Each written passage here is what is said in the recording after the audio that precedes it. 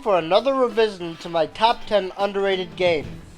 This time, however, it will be called Top 10 Most Underappreciated Games, since there's a difference in subjectivity. There are some people who have good reasons for hating these games, like in my Pokemon I Like That No One Else Does list. Now, this is an obvious thing to point out, but if you happen to disagree, that's fine. I hope you can understand my choices because there's no turning back for me now. Hopefully I can redeem myself with this countdown, and I do apologize for some of the footage being of bad quality, because I could barely find enough good footage of it, which further proves how underappreciated I find these games. So here we go.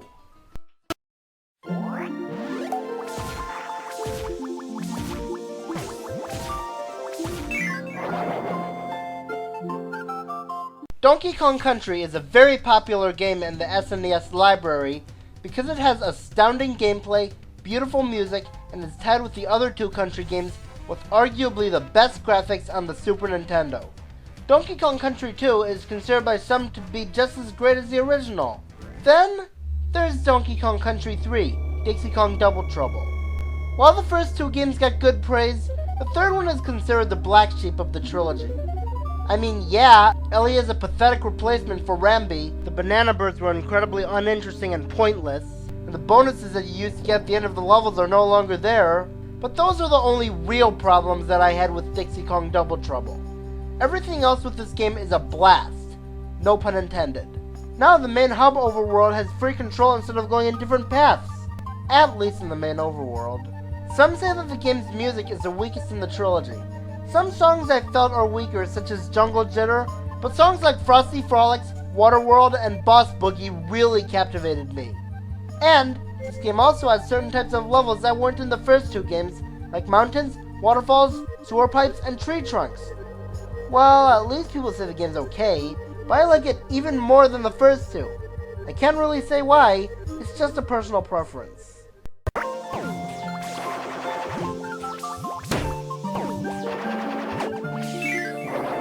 I can kind of see why people don't like 358 over 2 days. Its bosses could be better, for most of their bosses are souped up enemies. I mean, Tailbunker is merely a color-swapped wyvern with slightly different abilities, and the Carrier Ghost is just a higher level search ghost. Most of the music is recycled from 1 and 2, and it has no new worlds aside from Neverland actually being Neverland, but to me, the story, missions, and characters make up for that almost instantly, and you team up with different members of the organization to complete some missions. It also helps that it ties up a few loose ends in the series, such as what led Roxas to leaving the organization in the first place. I don't like it as much as the first two games, but I still have fun with it.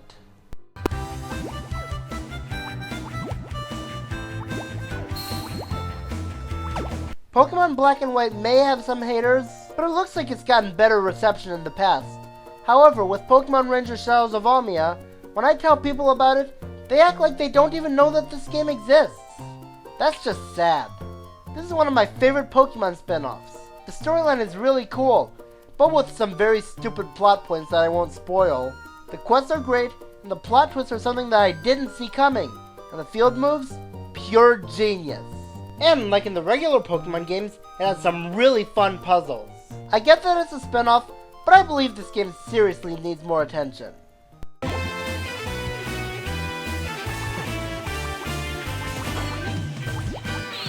The Klonoa series aren't very well known, but the people who do know about them refer to them as classics. But when you have a game that's both unnoticed and gets backlashed, we have the Wii version of Klonoa Door to Phantomile.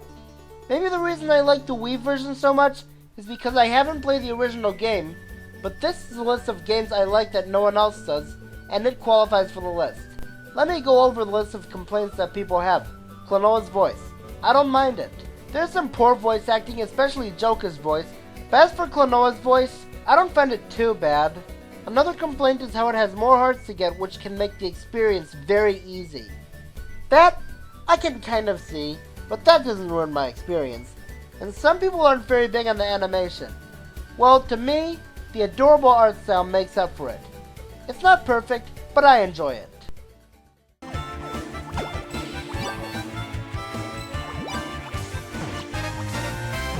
I'm not a big fan of video games that are about stuff that you can easily do in real life, but that's where Rumble Racing comes in. Rumble Racing is no ordinary racing game. It feels like so much fun because of the announcer's humorous dialogue, the neat track layouts, and the nice power-ups. Rumble Racing is easily the least known game I've played, more so than Nicktoons Unite.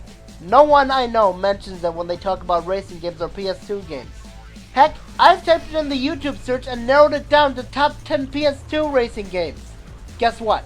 Rumble Racing was nowhere to be found. Yup, even when you narrow it down like that, it's that unpopular.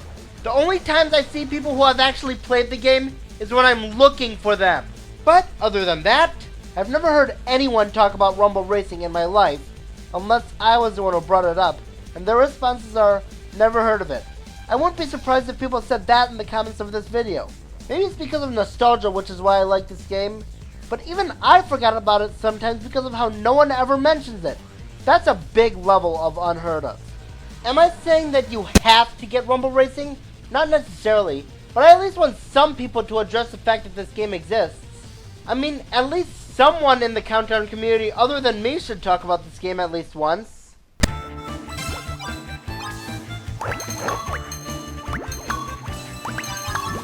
It seems like the only Fire Emblem games that a lot of people talk about are Fire Emblem Awakening, Blazing Sword, and Path of Radiance.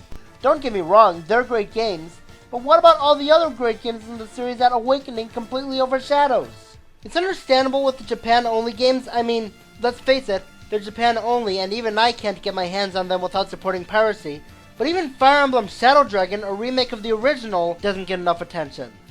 After Awakening's release, everyone seems to have forgotten most of the other games in the franchise, especially Sacred Stones. Even before Awakening was released, very few people cared about Sacred Stones. Probably the biggest reason everyone looks down on it is because of how you can grind on the overworld map, which people say ruins the challenge. I've gone back to level grind and I still had some tough challenges even after level grinding. And people say Sacred Stones has no improvements from the original game. One thing that was really annoying in Blazing Sword and Binding Blade is how you can only have your convoy on the field, and even then you couldn't get it until a certain chapter. This annoyed me because if your item slots got full in the past two games, you'd have to outright throw an item away if you didn't have the convoy on the field, and even with the convoy on the field it can get destroyed, so you'll have to go for the rest of the chapter having to do that annoying item managing. But here, they went back to letting you send items on the convoy and not have it on the field. And you can fight against not only other humans, but against monsters. You can promote your characters more than once, and the game is still a challenge. And the music is outright spectacular. It's very motivating and makes me want to press on. Just listen to the song Determination, the song I'm playing right now. If that doesn't get you motivated for a battle, I don't know what does. Plus, in a point of Sacred Stones, the story divides between two characters make it even cooler. I do understand them saying that the characters being clones of characters from the previous installment, but everything else in my mind is awesome. I honestly choose this as my favorite Fire Emblem game, and I hope you're okay with that choice.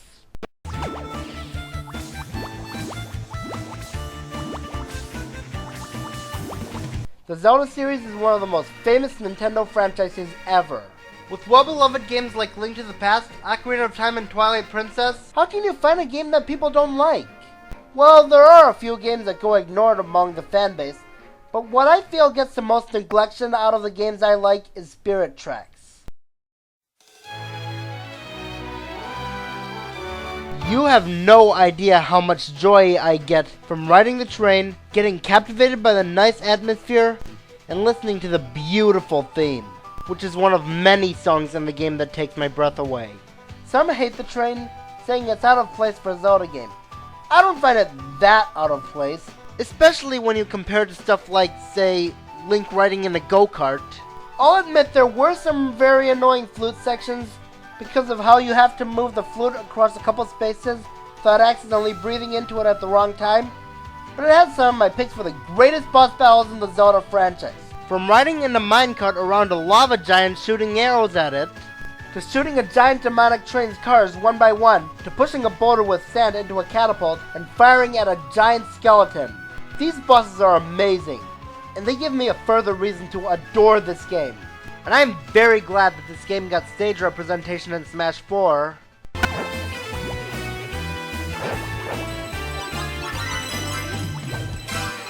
Sonic Lost World doesn't appeal to me as much as some of the other modern Sonic games, but what makes it one of the worst? The stiff controls? They only bothered me with some of the whisk powers, such as the wings power. And a few levels with bad game mechanics. The fact that it rips off some Mario games? Yeah, I can kinda see where they're coming from.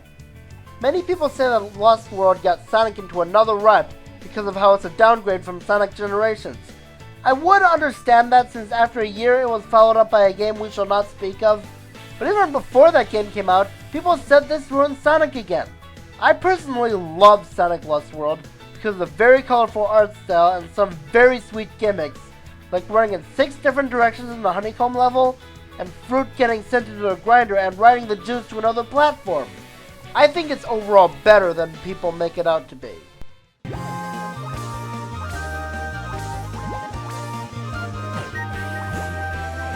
There are 3 games in the Yoshi series that were candidates for this list.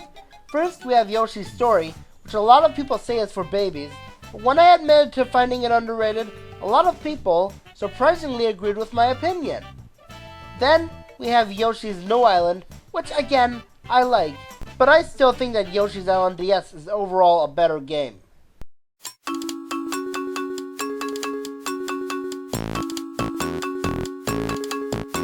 Yoshi's Island DS may not have quite as much hate as New Island does, but the reason I put it on instead of New Island is because I get more enjoyment out of this one. I honestly like Yoshi's Island DS more than the original game. I'm not dissing on the original. The original is still my most nostalgic game of all time. I think this is a bit better because of the art style and music. People do have arguments that I actually agree on about how there are only 5 worlds instead of 6. They took out the item inventory, how Yoshi's Island DS can get very cheap towards the end, namely in the super hard acrobatics level with those difficult platforming segments. Some hate the graphics because they make the enemies look ugly. I don't see them looking that bad. The environments are also downright breathtaking, and there are a bit more environments than the original game. If you think that what I said is wrong in this segment, you're going to hate me for my number 1 choice.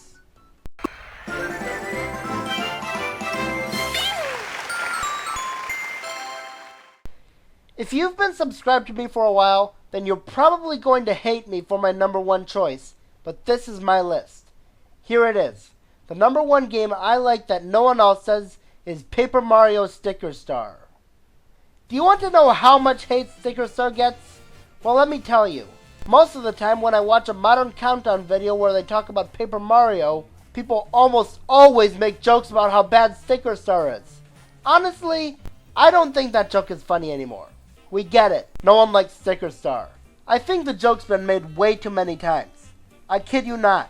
Almost every Mario RPG fan I know says that they utterly despise Sticker Star, and some of the few people who admitted they like it eventually turned around and said they hate it. I only know like 2 people who still like Sticker Star, and I wouldn't be surprised if they eventually start to hate it too. Well, nothing will ever make me turn around and hate it. Sure, it takes up the experience points. The story is a ripoff of the original, except with the Star Rod being replaced with a Sticker Comet, and the fact that you only have a limited amount of times you can attack is stupid, which renders the battles practically useless since you only win more coins to replace the stickers you lost. But I think that the usage of jazzy music is cool to listen to, and how shiny everything is dazzles me. And it has more usage of paper-like graphics, which I think is a really nice touch. And then the power stickers, which are awesome to use. The fact that you can cut up the battlefield, dip your enemies in the freezing cold ocean, and blow them around with a giant fan.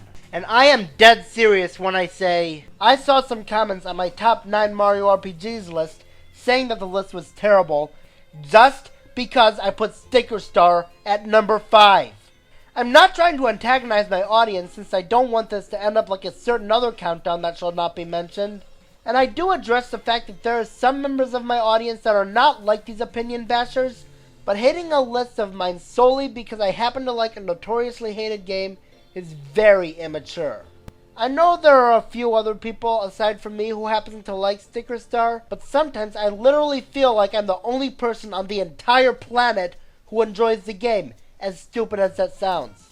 If you hate Sticker Star, more power to you. And I'm not gonna diss on you for having somewhat nervous thoughts about Mario & Luigi Paper Jam because of Sticker Star, but we don't all have to like the same games. I am Meta57 II, and Sticker Star is my number one pick for my most underappreciated game.